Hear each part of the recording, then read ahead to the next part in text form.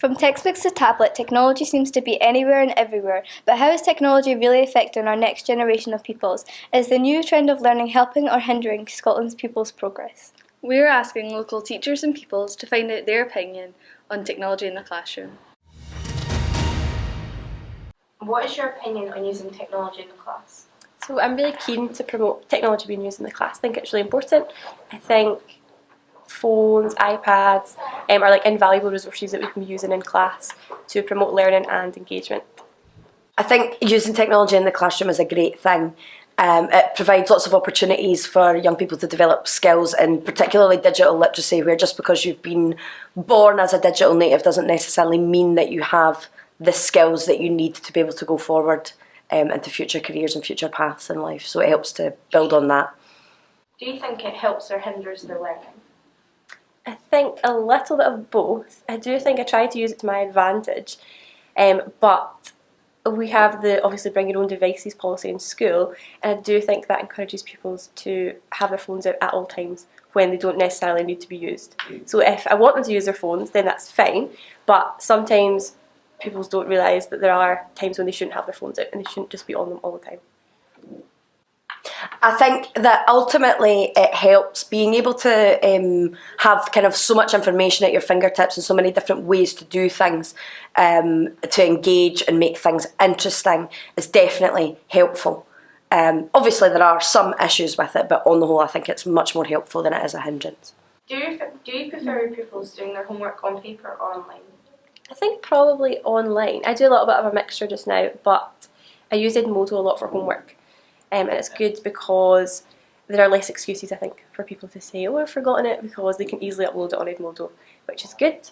I also like Edmodo for polls and things as well, which are quite good for homework. I can just put a quick poll up rather than having to actually issue paper homework. So definitely online. Do you find your pupils getting distracted by technology in class? I would be a liar if I said that I didn't think that they got distracted. I think there are obviously issues around, people using mobile phones in classrooms for the purpose that is not necessarily set forward by the teacher. So, there's always people sneakily Snapchatting or, taking Instagram photos or whatever. But on the whole, I think most young people are beginning to learn to be responsible about that within the classroom, especially when you work in an environment where using technology in the classroom is so widespread across the school. It's much, kids are much more likely to take on board the fact that it's a privilege. What's your opinion on tech becoming the new prominent way of learning? I like the idea that it's going to become the new prominent way of learning. I just think there should be clear boundaries for when tech should be used and when it shouldn't be. But I think it's important because young people are passionate about technology now, so it's important to be working with something that they're passionate about because it's going to make them interested in what they're learning. I like tech, so I quite like it. I do think there are some issues surrounding, we do have to have certain traditional methods of learning and things that young people have to learn that we have to do traditionally. But on the whole, I quite like it. Now we're going to interview some pupils about their opinion of technology in the classroom. What is your opinion on using technology in the class? I think that using technology in the class is a great idea, as there's lots of different resources like Google Classroom, Edmodo, and lots of online revision tools as well. I think it's a great way of developing our learning and our knowledge on the subject we're using it in.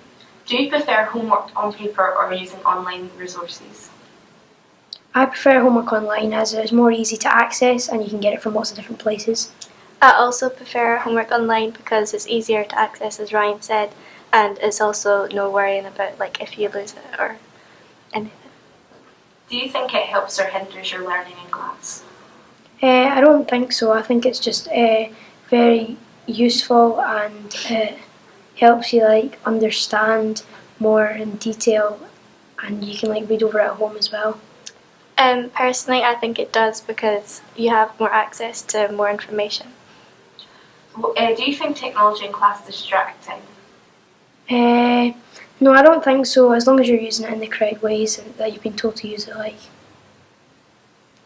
I also agree with Ryan. I don't think it affects my learning.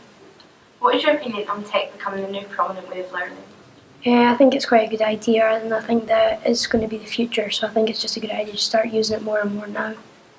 Yeah, I think it's a good way to develop learning, because as technology develops, I think the ways that we learn will also develop. Technology is becoming a very controversial subject, but I will be looking at the positives of it. There are plenty of good things about technology, the main one being to keep in contact with family or friends who you have lost contact with, moved away, or are on holiday, using social media. It can also help you make new friends. I'm sure most people have used social media to keep in contact with someone. Another positive is general entertainment. You can watch YouTube, play games, listen to music, phone, text, Instagram, Snapchat, tweet, and FaceTime people. Technology has multiple uses and is a great way to keep kids out of trouble and entertained. Also, there have been plenty of uses of Skype to communicate in conferences and in court cases. A final good use of technology is for use in school, either to do research or do homework online. It not only saves paper, but is easier to access and gives pupils more independence. Although technology is controversial, I think that this proves that technology is more good than bad.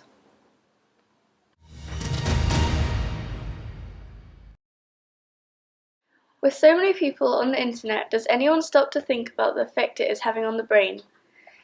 Well, here's some information so that you think twice about the amount of time people spend on phones and social media. Something that happens because of social media is people get isolated. It may seem like social media is bringing us together, but it's actually doing the opposite. Scientists found that social media can cause more people to have mental, psychological, and emotional problems such as depression, anxiety, and somatic complaints. Social media can also cause high levels of stress and aggression, and because many people don't have someone to rely on, they start to rely more on the friends they have on social media. This also encourages poor grammar and spelling because of things like Siri and autocorrect. And as well as bad spelling, it can make things like identity theft and the spread of misinformation so much easier for so many people. Studies show that 63% of the British log on to Facebook daily and 40% log on more than once a day. 66% said they have difficulty relaxing when they don't have access to their social media accounts. 53% of the UK say social media has changed the way they act, and 51% say that it has changed negatively. And it isn't just adults. 70% of teenagers ages 12 to 17 use social media, and those teens have 5 times more likely to use tobacco, 3 times more likely to use alcohol, and twice as likely to use drugs. Many teens also get FOMO, the fear of missing out. FOMO is characterized by the desire to stay continually connected with what others are doing, and with so many people on social media, that is what they are getting pushed into. So knowing all this, think twice about using social media. What is cyberbullying? Cyberbullying is a form of bullying and harassment using electronic devices. Cyberbullying has become one of the most common types of bullying, especially among teenagers. There are laws that do address online harassment of children or focus on child predators, as well as laws that protect adults from cyberstalking.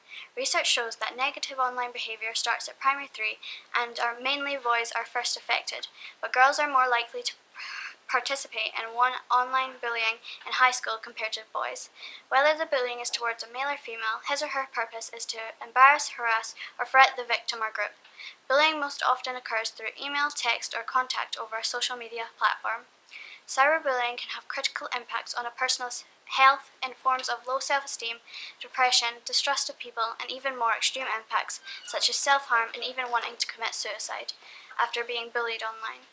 Cyber harassment just doesn't happen to children and teenagers. Adults can be affected too, such as cyberstalking. Cyberstalking has the same criminal consequences as physical stalking. Some of the factors that can lead to be stalked online are envy or obsession of the target. About half of young people have experienced some form of cyberbullying, and 20 to 10% experience regularly. Bullying is a growing problem that needs to be stopped. If you are ever in a situation like this, try and ask someone for help or ask advice from someone you trust.